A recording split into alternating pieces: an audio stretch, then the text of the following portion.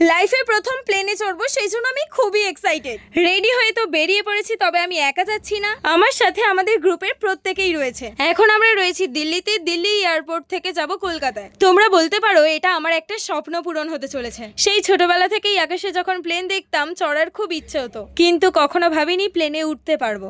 আর finally নিজে income করে যখন নিজের স্বপ্নটাকে পূরণ হতে দেখছি, নিজের মধ্যে একটা অদ্ভুত ফিলিংস কাজ করছে, যেটা তোমাদের বলে ঠিক বোঝাতে পারবো না। আর এই দেখো আমরা চলে এসেছি এয়ারপোর্টে। ফ্লাইট আমাদের বিকেল 5:30টায়, বাট আমরা 3-3.5 ঘন্টা আগে পৌঁছে গেছি। আসলে ওভার এক্সাইটেড থাকলে যা হয়। ভিতরে আমরা এখন ঢুকতে পারবো না, বাইরে আমাদের কিছুক্ষণ ওয়েট করতে হবে। আর এই দেখো বাইরে কিছু ফটো তুললাম, ভিডিও বানিয়ে নিলাম। আর এটা হচ্ছে সন্তুদার দাদা আমাদের এয়ারপোর্টে ছাড়তে এসেছে। তবে এই সবকিছুর পেছনে সৌরভের ক্রেডিট সব থেকে বেশি। ও দায়িত্ব করে আমাদেরকে নিয়ে এসেছে। ও আমাদের ট্যুর প্ল্যানার, ট্যুর গাইড সবকিছু। ও ছাড়া আমাদের মানালি ট্রিপ বা ফ্লাইটে ওঠা কোনোটাই সম্ভব হতো না। বেচারা নিজেই হেডেক নিয়ে বাবা মায়ের মতো আমাদের প্রত্যেককে সামলেছে। So thank you.